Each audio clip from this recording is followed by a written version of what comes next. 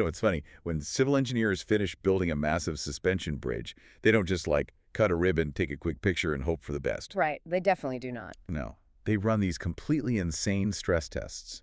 They will literally park dozens of fully loaded dump trucks right in the dead center of the span. Just letting them sit there. Yeah, just sitting there, putting thousands of tons of pressure on those cables because, well, you don't actually know a bridge's true strength until you push it to the breaking point. You have to intentionally apply that crushing weight. Exactly. Yet when it comes to our own character or our integrity, we somehow expect to survive Category 5 hurricanes without ever undergoing a single stress test. We really do. We treat ourselves like this untested bridge. We want the sunny day, but we are completely unprepared for the storm. So welcome to today's deep dive. Glad to be. We are exploring a really dense, just genuinely fascinating source document today titled 014 Obedience Under Trial.pdf. And our mission for this deep dive is to dig into an incredibly uncomfortable question. It's a tough one. It is. What exactly happens when your core beliefs become massively inconvenient?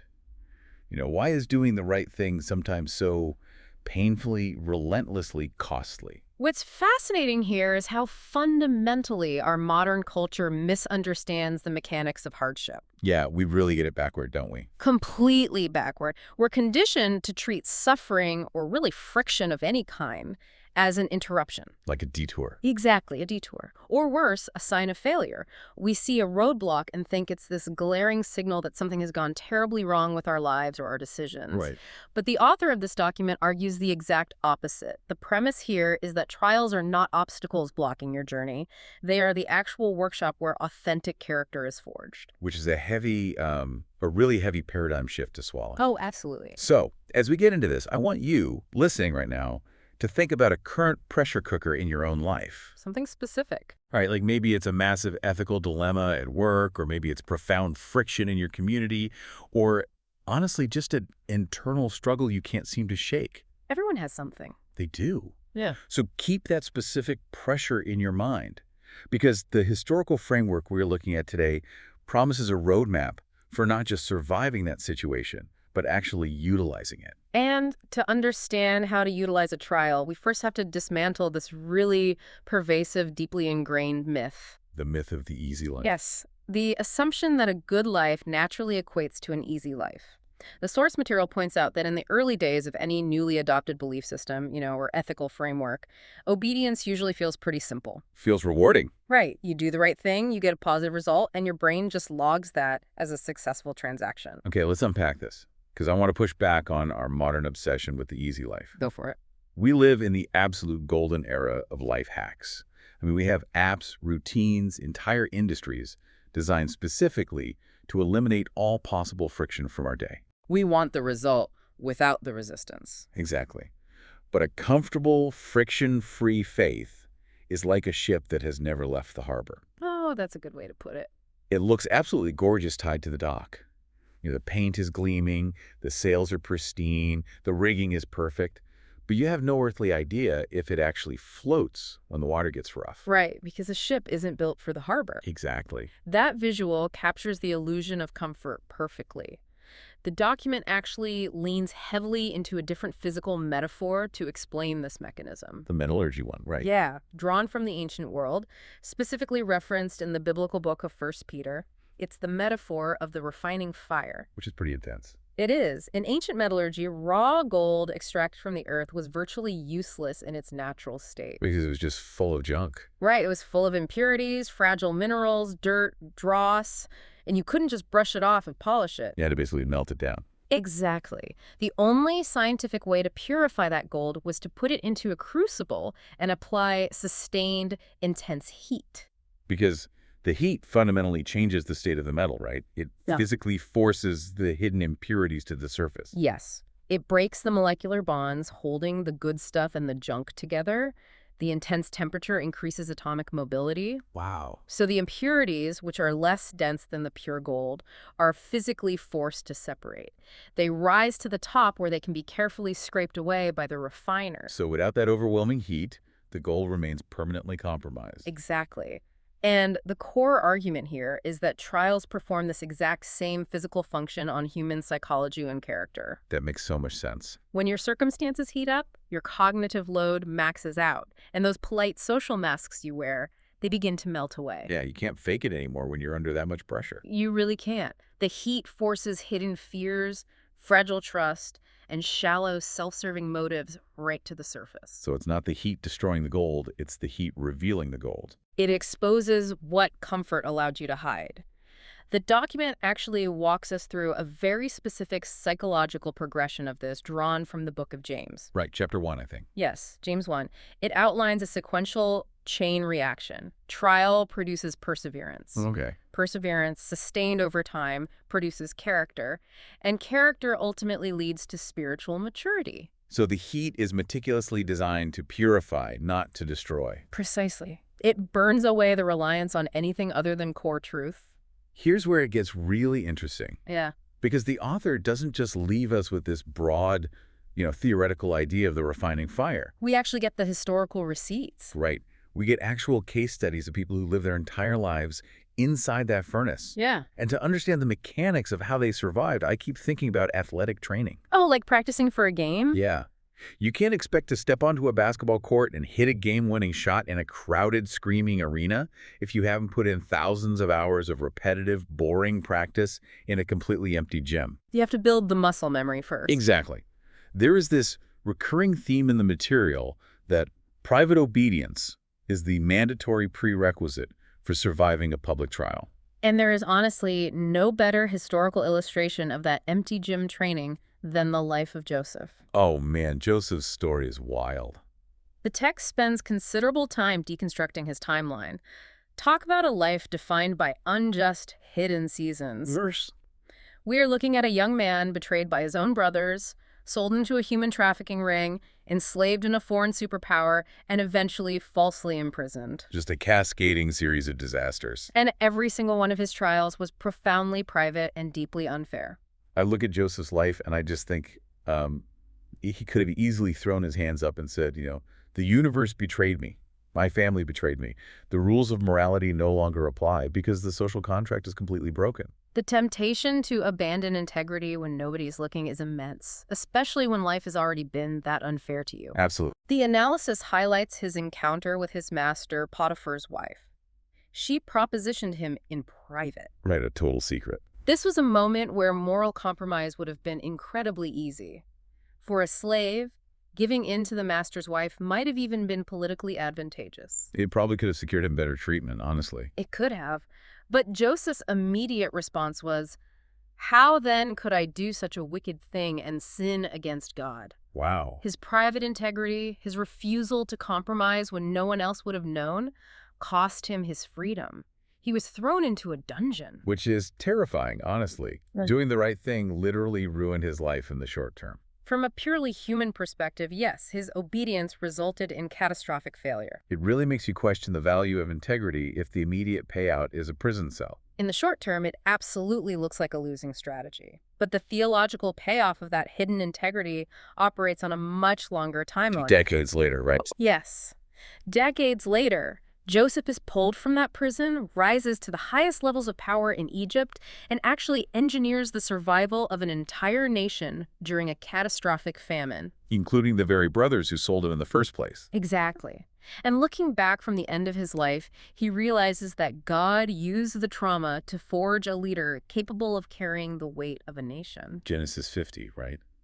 You meant evil against me, but God meant it for good. That's the one. The private trial, the unjust dungeon, was the precise, necessary preparation for the public salvation. That is heavy. It shifts the entire perspective from, why is this happening to me, to what is this preparing me for? It's a total reframe. And it contrasts so sharply with the next case study we see in the source. Yeah. Daniel. Oh, yes. Daniel's situation was very different. Right. If Joseph's trials were largely hidden in domestic slavery and dungeons, Daniel's were broadcast on this massive public geopolitical stage. Daniel was dealing with systemic public cultural assimilation. He was a captive exile living in the absolute center of the Babylonian Empire. The belly of the beast. Exactly. This was a sophisticated society actively utilizing psychological warfare to erase his national identity and his faith. He changed his name, his literature, his education. Everything. But look at the mechanics of how his trials progress. Daniel's very first documented test was seemingly insignificant. The food, right? Yes, it was a dietary restriction. He politely refused to eat the king's rich food and wine. Which, on the surface, seems almost petty compared to what comes later. I mean, it's just lunch. Yeah. Why risk the wrath of an empire over a menu? It seems minor to us, yeah. But neurologically and spiritually, it was a monumental mechanism of resistance. How so?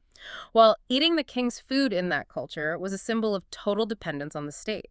It was an acknowledgement that Babylon was his provider. Whoa, I see. So by refusing the food, Daniel was drawing a psychological line in the sand.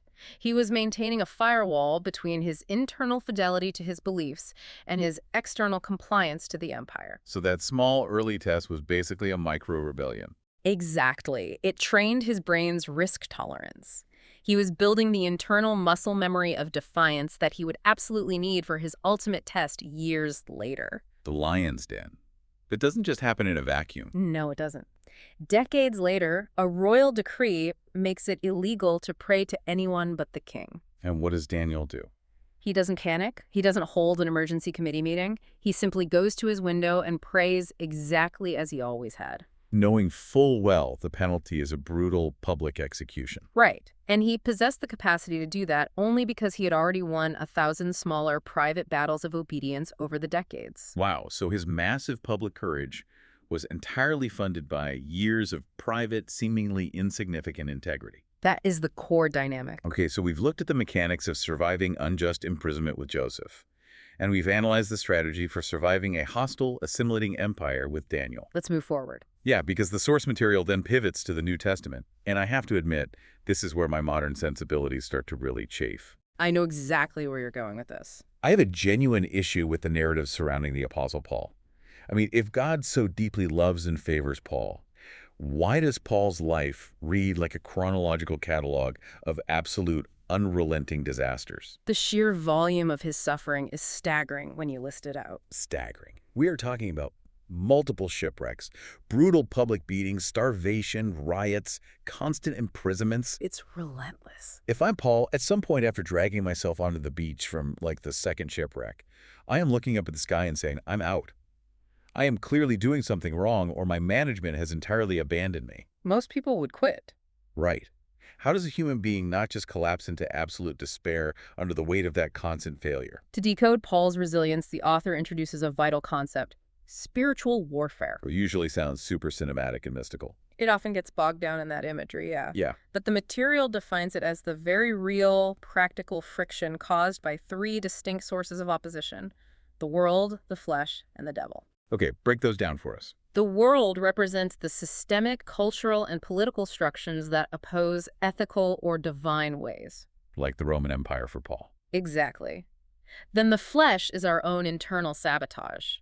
Our selfish desires, our ego, our biological drive for comfort over character. We are our own worst enemy sometimes. We really are. And finally, the devil represents active, intentional, external, spiritual opposition.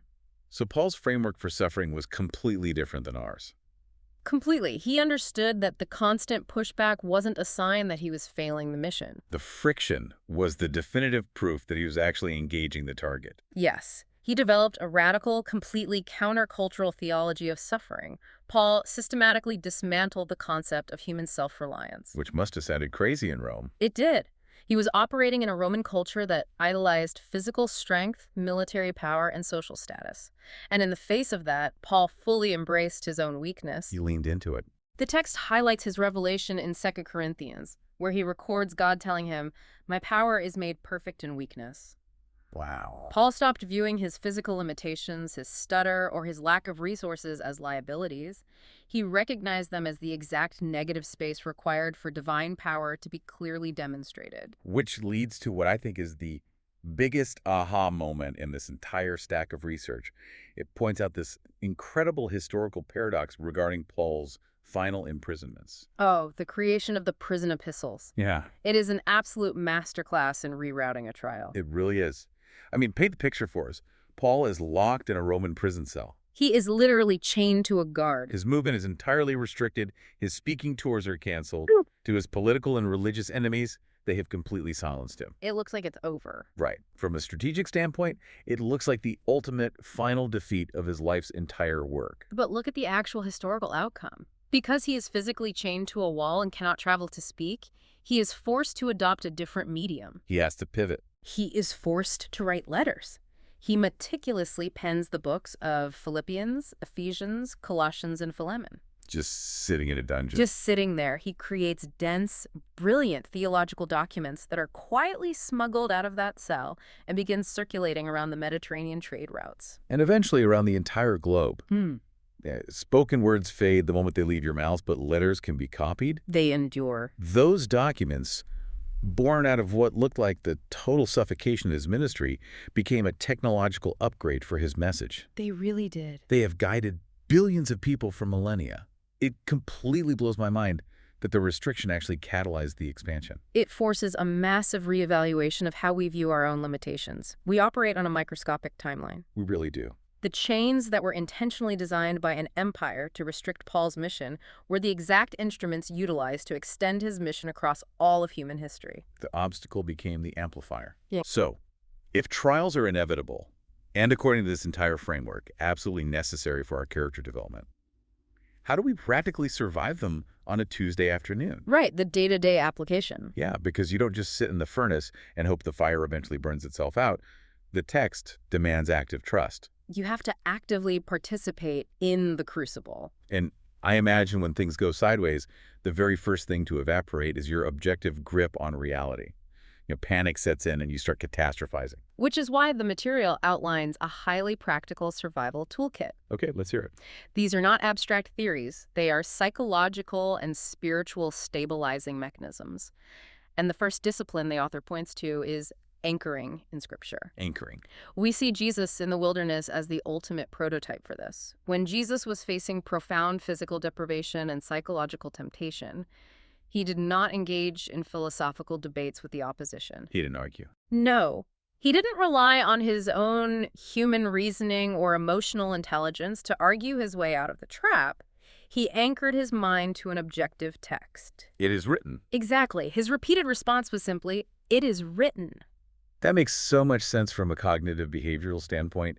When your subjective emotions are spiraling out of control, you cannot trust your own internal monologue. You really can't. You have to tether yourself to an external fixed truth before the lie takes root in your panic. That's a great way to frame it. The second discipline addresses the emotional panic directly: prayer. Okay.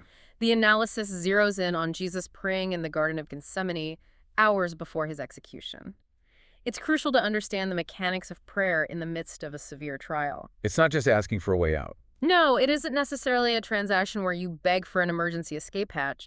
It is a mechanism for shifting your internal focus from crippling anxiety to surrendered peace. Jesus in the garden was sweating blood, experiencing acute psychological trauma. He wasn't praying to magically bypass the trial. He was praying to acquire the supernatural capacity to endure it. Culminating in that ultimate release of control, right? Not my will, but yours be done. Yes, it is a total surrender of the outcome. Which is the exact opposite of what our fight-or-flight response screams at us to do. When we feel out of control, our instinct is to grip the steering wheel tighter. To manipulate the situation. Exactly, to force a resolution. Surrendering that control is agonizing. But I also imagine a major risk here is trying to do all of this in a vacuum.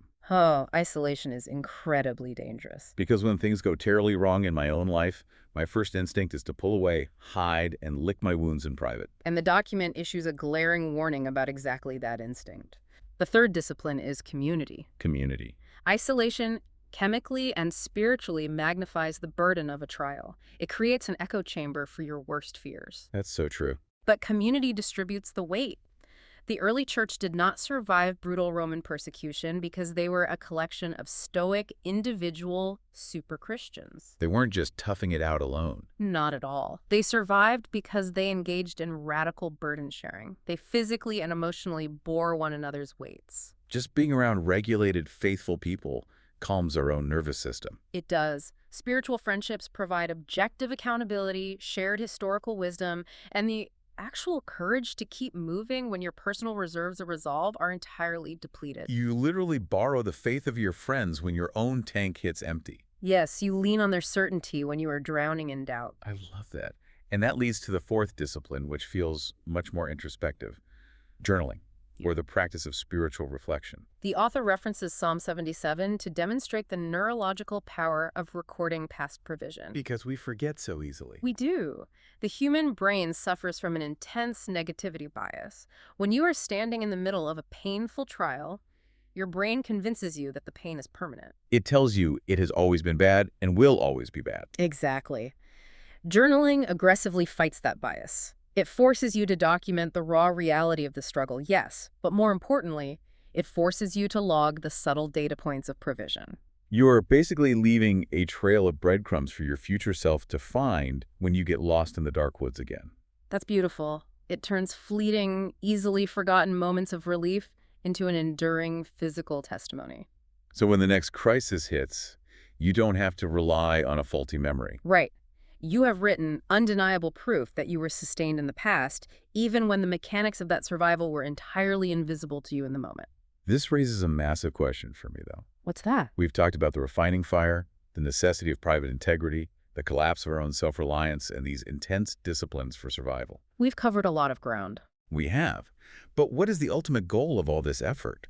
I mean, it can't just be about building a high tolerance for pain. It's not just to become some hardened, stoic brick wall that nothing can ever hurt again, right? If we connect this to the bigger picture, the text reveals an incredibly beautiful alchemy. The ultimate resulting transformation of surviving the crucible is compassion. Compassion. Yes. Yeah. Your personal localized pain is refined in the fire until it becomes empathy. That empathy, as it matures, grows into active compassion. It evolves. And that compassion eventually becomes your specific utility. Yeah. It becomes your ministry to the world around you. Wow. You become the medicine you once desperately needed. You do not suffer merely to survive. You endure the furnace so that years down the road you possess the exact nuanced comfort, the specific vocabulary, and the authentic wisdom required to bind up the wounds of someone else who is walking into the exact same fire. So what does this all mean? It's a lot to process. It is. If we step back and synthesize everything we've pulled from this historical deep dive today, the core message is a total reevaluation of hardship. It changes everything. It really does. Comfort is deceptive.